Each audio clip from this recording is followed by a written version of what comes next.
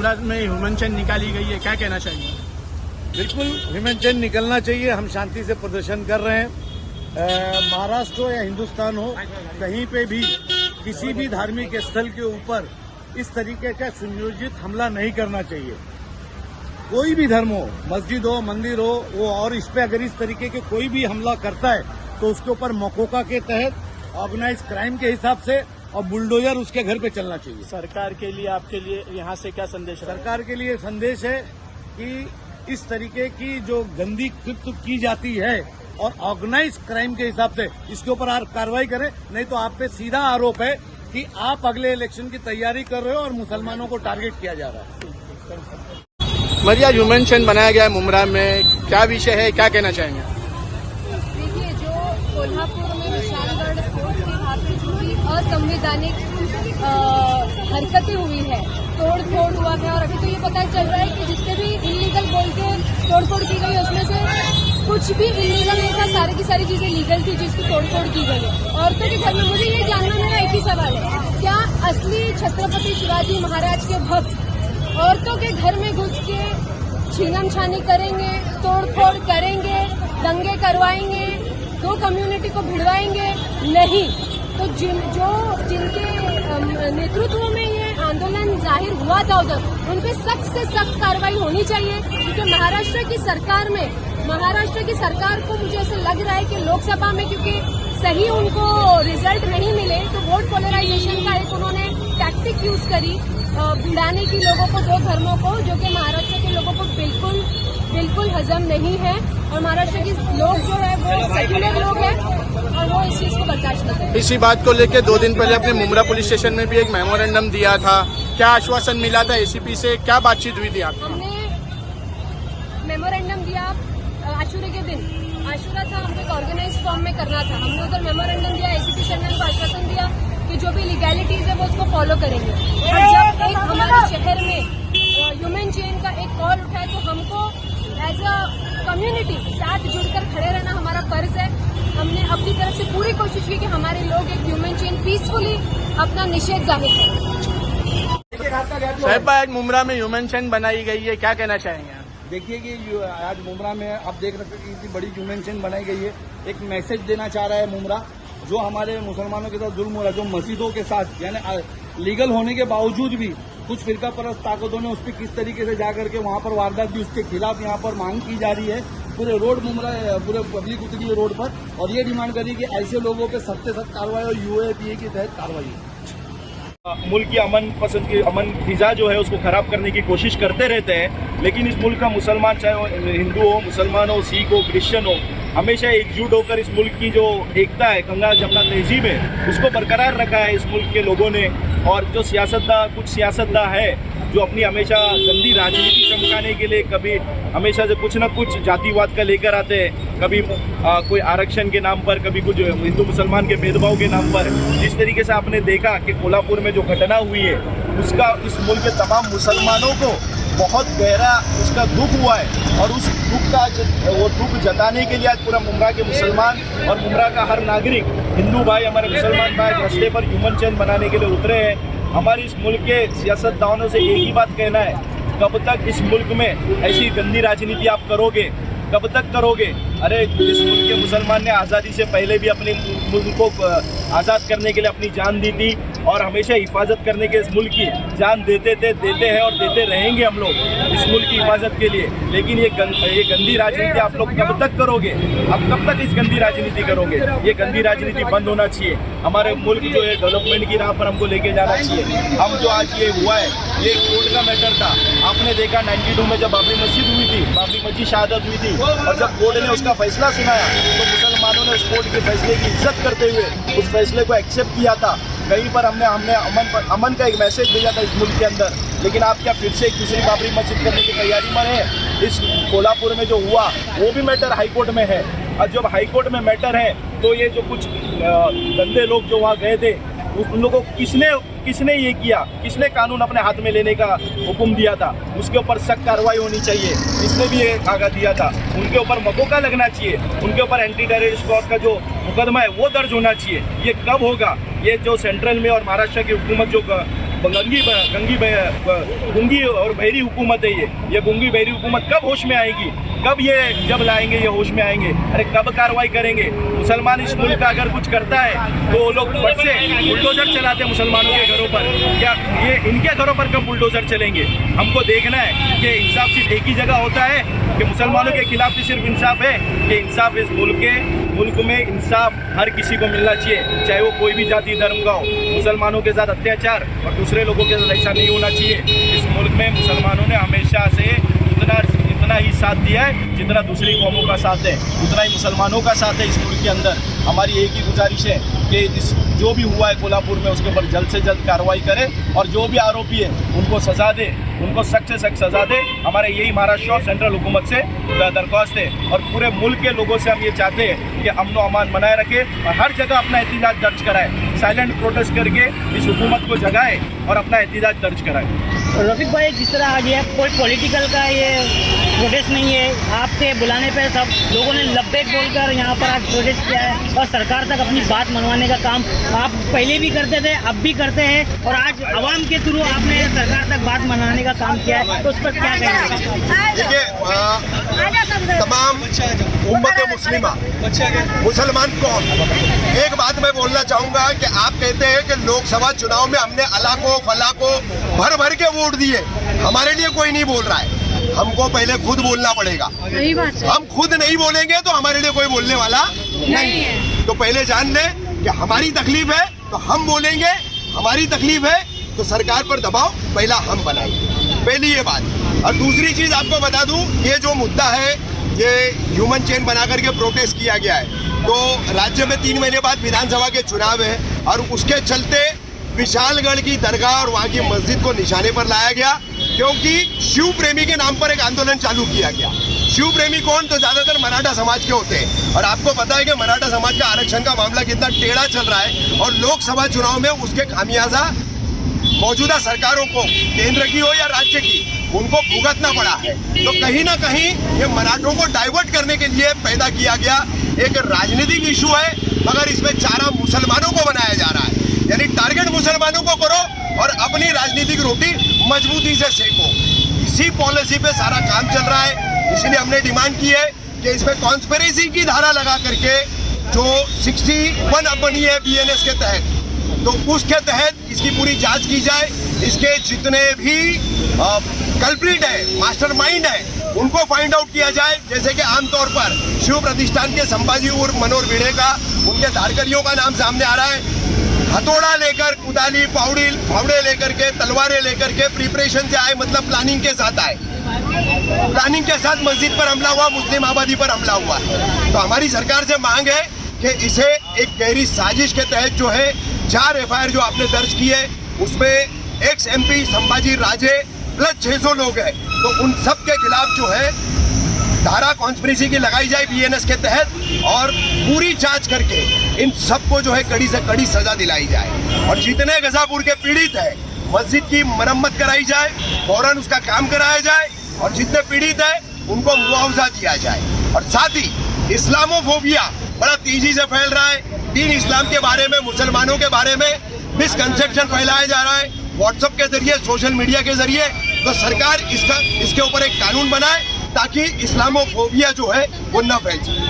रफीक भाई, जिस तरह शिवाजी महाराज के नाम पर लोगों को उगलाया जा रहा है, मुसलमानों को टारगेट किया जा रहा है, तो जहाँ तक का हिस्ट्री है शिवाजी महाराज की, उन्होंने मुसलमानों को हर वक्त साथ में लेके चला, हर जंग में मुसलमान उनके आगे थे, तो आज मुसलमानों को उनके लोग क्यों टारगेट बना रहे हैं? नहीं, देखिए कैसा है कि जो छत्रपति शिवाजी महाराज का इतिहास जानते हैं, जो छत्रपति संभाजी महाराज का इतिहास जानते हैं, असल जानकार जो है और सहिष्णु हिंदू समाज के हमारे भाई जो है ना, वो ऐसी विचारधारा नहीं रखते।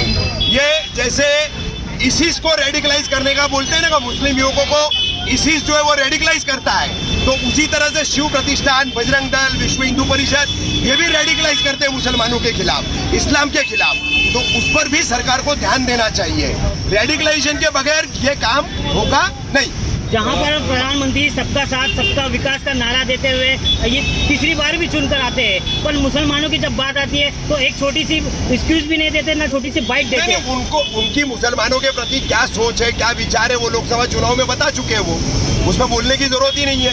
रफीक भाई, विशालगढ़ की घटना को आज कई दिन हो गए, लेकिन अब तक जिन लोगों ने इस घटना को अंजाम दिया था, ये सरकार उसको उनके ऊपर अभी तक कार्रवाई क्यों नहीं करती हुई नजर आ रही है? देखिए कैसा है कि मैं ही जख्म दे रहा हूँ और मैं ही मरहम लगा रहा हूँ। सरकार की ये नीति चल रही है, खास करके मुसलमानों के साथ। आज मुसलमानों को चाहिए था कि मुमरा कौसा की एक भी गली से एक छूटी ना गुजर सके, इतनी तादाद में उतरना चाहिए था। आप कहते हो हमारे लिए कोई बोलता नहीं, खुद नहीं बोलते हो तो दूसरा कोई क्यों बोलेगा आपको? आपके लिए क्यों खड़ा करके होगा? आप दूसरों से उम्मीद मत लगाओ। आप दूसरों से उम्मीद लगा करके अल्लाह से नाउम्मीदी का कुफ्र क्यों कर रहे हो? पहले अपने आप में जो है अपने ईमान को मजबूत करो, साबित कदम रहो। देखो दुनिया की हर ताकत तुम्हारे सामने जो है नेस्तो नाबूद हो जाएगी।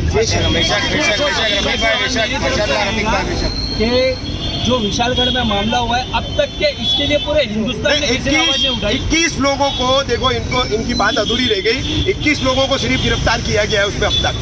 लगभग 4 FIR दर्ज है, 500 से 600 लोगों को नामजद किया गया है, लेकिन सिर्फ 21 लोगों को।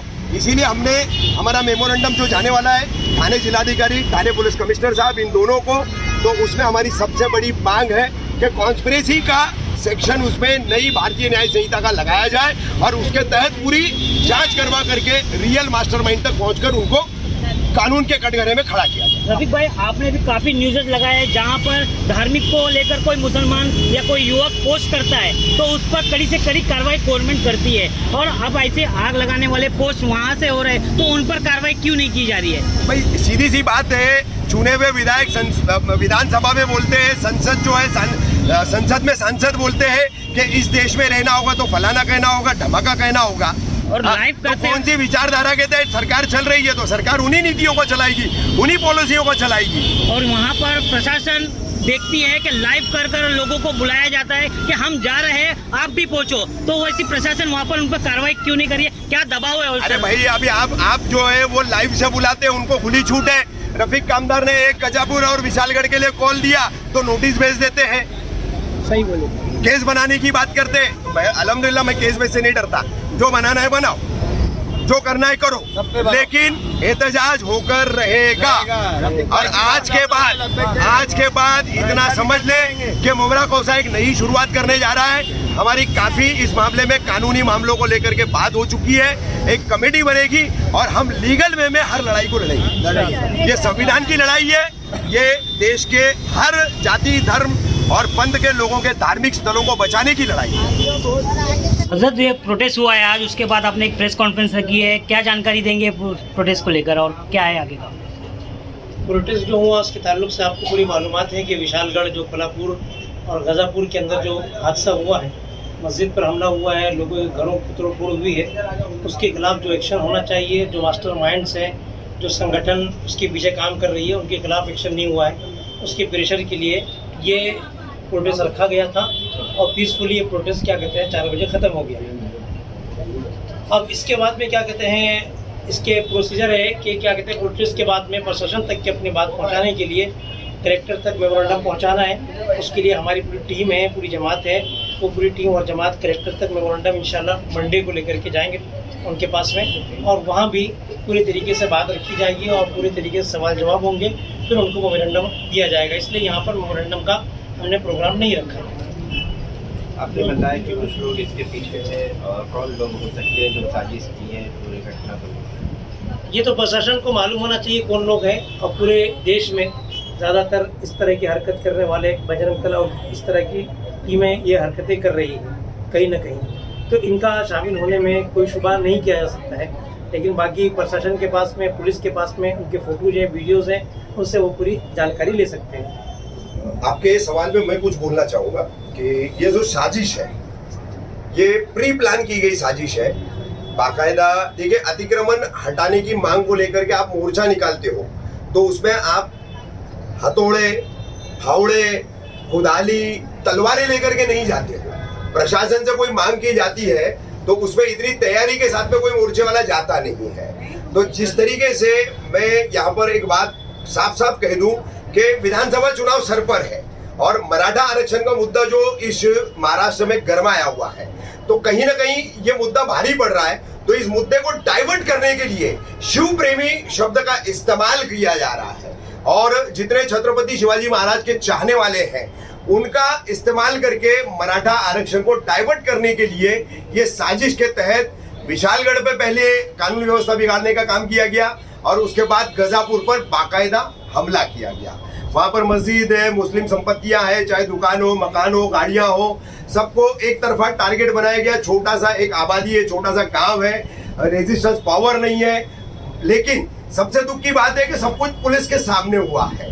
तो ये साजिश ही है और इसमें आमतौर पर अब कई बड़े नेताओं ने नाम ले लिया है शिव प्रतिष्ठान के, संभाजी उर्फ मनोहर भिड़े इनका, कि ये इनके धारकरियों का काम था। तो अब सरकार की जिम्मेदारी बनती है कि जैसे कि अब मेरे बाद में हमारे एडवोकेट कबीर चौधरी बताएंगे हमारे मेमोरेंडम में जो हमारी मांगे हैं तो वो क्या है। तो ये साजिश है और कहीं ना कहीं ये जुड़ा हुआ है मराठा आरक्षण से। मराठा आरक्षण से पूरा ध्यान हटाने के लिए ये एक राजनीतिक साजिश करके मुसलमानों को चारा बनाया जा रहा है।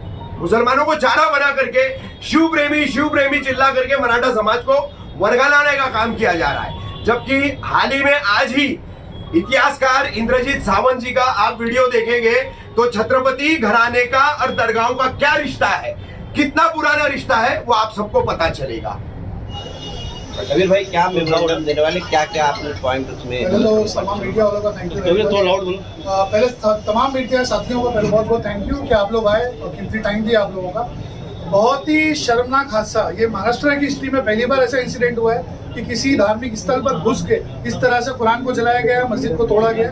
बहुत शर्म की बात है। बीइंग अ महाराष्ट्रियन, हम लोग भी महाराष्ट्रियन है। अफसोस होता है कि महाराष्ट्र जैसे स्टेट में ये इतना बड़ा हादसा और डबल इंजन की सरकार होने के बाद हो रहा है। बड़े अफसोस की बात है, ट्रिपल इंजन की सरकार है, सॉरी।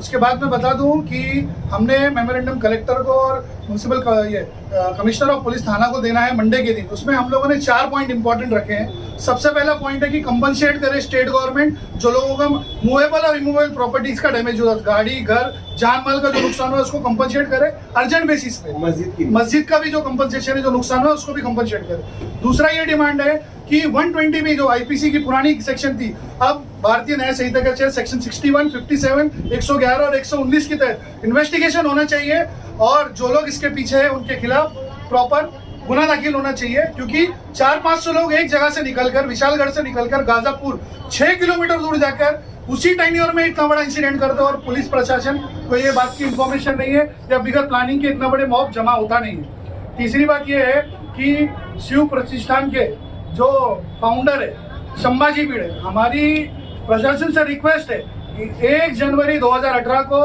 इसने कोरेगांव पार्क में भी हमारी दलित समाज के लोगों के साथ में जुल्म किया था। ये बार उग्रवादी आदमी है, बार ऐसे डिफाइन करने वाले और ये टेरर अटैक करवाता है, मॉब लिंचिंग करवाता है और ये ड्रामा करवाता है कि जो एक्चुअल डेवलपमेंट के और विकास के मुद्दे उससे दूर होकर हम वोट रिलीजियस बेसिस पे दे। और इसी के लिए हमें ये रिक्वेस्ट है कि इस पे संभाजी भिड़े पे इन्वेस्टिगेट करके उसकी संस्थान को बैंड किया जाए और उस पर गुनाह दाखिल होना चाहिए। और चौथी मांग ये है कि इस्लामोफोबिया के नाम से, मुस्लिम और रिलीजियस के नाम से जो वोट मांगने के लिए डिवीजन क्रिएट करके राजनीति चल रही है, इस पे स्टेट गवर्नमेंट, सेंट्रल गवर्नमेंट कानून बनाए और उसको पारित करे कि कोई भी रिलीजियस के डिमांड पे वोट नहीं मांगे और डिमांड करके या किसी रिलीजन को बदनाम करके डिवीजन ऑफ वोट नहीं करे। डेवलपमेंट पे बात करें, इंफ्रास्ट्रक्चर पे बात करें, एजुकेशन पे बात करें। ये 4 मांगे लेके हम कलेक्टर के पास जाने वाले हैं। ओके मैडम, आज अवार्ड साहब भी वहाँ पर गए हुए हैं। अवार्ड साहब निकले थे, वहाँ मुमरा के भी कुछ लोग थे उनके साथ में, लेकिन उनको रोका है बीच में क्योंकि वहाँ पर 144 धारा वहाँ पे लगे तो वो नहीं जा सकते हैं वहाँ पर। और सबसे पहले मैं एक शहरी, एक भारतीय नागरिक और संविधान को मानने वाली इस हिसाब से इस बात का मैं बहुत ही निषेध करती हूँ कि किसी भी, हर धर्म को हमारे संविधान ने अपनी अपनी तरह से जीने का, इबादत पूजा करने का एक प्रावधान दिया है। और मुझे नहीं लगता कि even the state has any right to take it away from them. इस तरीके से, इतने घिनौने तरीके से कोई हिंदुत्व हमारा ऐसा नहीं हमें सिखाता।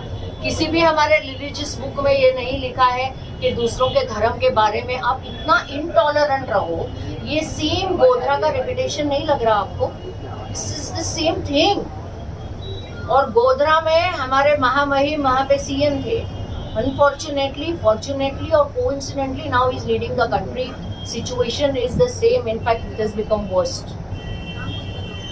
और पहले मुझे ऐसा लगा था शायद ये एक साजिश नहीं है, लेकिन जिस तरीके से अभी समझ में आ रहा है। और आज आपको अगर पता होगा, सातारा में हमारे सीएम भी गए हैं, वहाँ वो जो बाघ नख है उसका बड़ा रथ में यात्रा। आई डोंट नो क्या हो रहा है ये। अरे इधर जनता को आप ये बहन वो भाई ये करके एक तरीके से उनको यहाँ उलझाए रखा हुआ है। जैसे अभी इन्होंने बोला रफीक भाई ने कि जरांगे पाटिल बहुत उनको हावी हो रहे हैं, तो अभी कुछ नहीं बचा, तो आखिर में फिर से ये लोग अपने अपने जात पे आ गए and again they have started communal division. Madam, Vishalgarh के अंदर जो घटना हुई थी उसको लेकर आज मुमरा में विरोध प्रदर्शन हुआ। हजारों की संख्या में लोग सड़कों पे उतरे और ह्यूमन चेन बना के अपना विरोध जाहिर किया। तो आज का जो प्रोटेस्ट था उसके बारे में आपका क्या कहना है? मैं भी खड़ी थी, मैं ह्यूमन चेन का एक हिस्सा थी। वही हमें बोलना चाहिए। देखिए, ह्यूमन चेन वो जो वर्ड है ना, वो अपने आप में ही जताता है कि ह्यूमन और चेन। सो हम लोग सारे इंसान हैं सबसे पहले, और फिर हमने अपने अपने धर्म को चूज किया है, या हम उन माँ बाप के पेट से पैदा हुए। So obviously it becomes my religion by default. So मैं ऐसा बोलना चाह रही हूँ कि आज मुमरा के जनता ने बहुत ही ज्यादा अच्छी तरीके से, बहुत ही शांतिपूर्वक और बहुत ही साझा तरीके से अपने इस प्रोटेस्ट को अंजाम दिया है। एंड मैं हर एक को थैंक यू बोलना चाहूंगी और कॉन्ग्रेचुलेट करना चाहूंगी। मैं आपको एक इंसिडेंस बताती हूँ। 2 जन रुक गए, एक बेचारे रिक्शा चला रहे थे और उन्होंने मुझसे थैंक यू कहा। It's so sad. मतलब क्यों? मतलब मैं एक हिंदू हूँ और इसलिए मैं आई हूँ कि किसी दूसरे रिलीजन के लोगों के ऊपर अत्याचार हुआ है, तो मैं उस चेन में खड़ी हूँ, तो मैं एहसान नहीं कर रही हूँ उन पे। मुझे देश में हमारे यहाँ पे अमन चाहिए, शांति चाहिए, और हर एक को अपने तरीके से जीने की आज़ादी चाहिए। यही हमको बचपन से आज तक सिखाया गया है। इसके बाद कभी भी ऐसा होगा तब हम हमेशा शांतिपूर्ण प्रदर्शन में जाएंगे, चाहे वो किसी भी के भी ऊपर हुए जुल्म के खिलाफ। क्या साहब कुछ बोल रहे? मैं सिर्फ ये कहना चाह रहा हूँ कि ये जो तंजीमें मुस्तकिल हमारे पूरे मुल्क के अंदर माहौल बिगाड़ने का काम कर रही हैं, इन तंजीमों पर बैन होने की बात क्यों नहीं करती? मैं उम्मीद करता हूं कि मैडम इस वक्त आई हुई हैं, ये अपनी जुबान से खुद कहेंगी कि चाहे आरएसएस हो चाहे बजरंग दल हो, इनके ऊपर बैन लगना चाहिए। अगर ये साजिश के तहत पूरा प्लान रच करके पूरे मुल्क का माहौल ख़राब करने के लिए कह रहे हैं, तो ये जो माहौल ख़राब हो रहा है इसके पीछे ज़रूर कहीं ना कहीं इन तंजीमों का हाथ है, और ये पूरे मुल्क के अंदर माहौल बिगाड़ने का काम कर रहे हैं। तो जो लोग भी इनको संरक्षण दे रहे हैं, इनको तहफ़्फ़ुज़ फराहम कर रहे हैं, हम डिमांड करते हैं एडमिनिस्ट्रेशन से, हुकूमत में बैठे लोगों से कि ऐसी तंजीमों पर बैन लगाई जाए। और हमारे साथ इंशाल्लाह मैडम भी ये कहेंगी कि आरएसएस बजरंग दल इन तंजीमों पर बैन लगाए जाए। आप उनसे पूछ लें। पहले कह चुकी कोई भी रिलीजियस आउटफिट के साथ जुड़ा होना कोई गलत बात नहीं है, लेकिन अगर तुम अपने रिलीजन के सहारे या उस सेंटिमेंट्स को भड़काकर अगर दूसरे के मजहबों के फॉलोअर्स को तकलीफ पहुंचा रहे हो, तो अगर सिमी गलत थी तो ये लोग भी तो गलत ही है ना, ये कौन से सही है? So I feel the justice should prevail for everybody. उसमें जात पात नहीं आना चाहिए, ऐसे मुझे लगता है। बैन लगना चाहिए। हाँ ऑब्वियसली। इसीलिए मैंने कहा कि अगर कोई दूसरा आउटफिट होता है तो हम कहते हैं कि इनको बंद करो या इनकी गतिविधियां रोको, तो प्लीज फॉर गॉड सेक इनको भी रोको। और अभी अगर आप देखोगे एक्स पर इनके जो स्टेटमेंट्स है विच आर वेरी ऑब्जेक्शनेबल। आज हाईकोर्ट ने तो चलो अच्छी बात की कि उन्होंने रोक दिया है, और आपको पता है ये एक टेक्निकल मामला है कि जो बंदित क्षेत्र है वो भी इन्होंने उसका दायरा बढ़ा दिया है, विच इज नॉट अलाउड। मतलब जो ओरिजिनल जो रहता है प्रोहिबिटेड एरिया, उससे ज्यादा इन लोग ने उसको सीमा बढ़ा दी है उसकी। So and I am thankful to the high court also कि उन्होंने आगे जो भी कुछ हो सकता था उसे फिलहाल के लिए रोक दिया है। और मैं सभियों को बोलना चाहूंगी जो भी ये चैनल देख रहे हैं कि प्लीज इनके झांसे में मत आइए। सालों से हम लोग साथ में थे, इसके बाद भी साथ में रहेंगे। आप अपने रिलीजन के साथ रहिए, मैं मेरे साथ रहूंगी, लेकिन जब हम बाहर आते हैं तो हम सब एक साथ इस देश को आगे लेके जाएंगे। बस मैं इतना ही बोलना चाहूँगी। आज जो ह्यूमन चेन निकाली गई उसमें आप भी शामिल थे। हम लोग ह्यूमैनिटी के लिए खड़े थे। ह्यूमन चेन, जैसे मैडम ने कहा कि ह्यूमन चेन, तो हम लोग उस ह्यूमैनिटी के लिए ही ये ह्यूमन चेन बनाया था। क्योंकि हमला आज किसी मस्जिद पे हो रहा है, कल किसी मंदिर पे होगा, परसों किसी चर्च पे होगा, गुरुद्वारे पे होगा। हम लोग तो धर्म के नाम पर ये जो राजनीति चल रही है आज हमारे देश में, हमारे महाराष्ट्र में, इससे हमें प्रोटेस्ट करने के लिए, इसको हम प्रोटेस्ट कर रहे थे, इसके लिए हमने ये ह्यूमन चेन लगाया था। और इसके लिए हमारा एक ग्रुप है मुमरा में जो काफ़ी चर्चे में है, जो MYF ग्रुप है, उसके ऊपर ये चर्चा हुई और मैं भी उस ग्रुप में शामिल हूँ। तो जैसे मुझे पता चला तो मैं सबसे पहले मैंने पहल की कि मैं इस मुमरा की हूँ और हमारे गांव में अगर ये कोई अच्छी चीज़ हो रही है तो definitely I would be the part of that chain. और इसके लिए हम सब ने मिलकर देखिए इस कामयाबी चेन के पीछे हमारे कई तंजीमों है और कई लोगों का हाथ है। मुमरा के जैसे नासिर पठान है, हमारे रफीक कामदार साहब है, इन लोगों ने बहुत अच्छी पहल की और सारे लोगों को इकट्ठा एक छत के नीचे लाके इस चेन को, ह्यूमन चेन को सक्सेस किया। Thank you.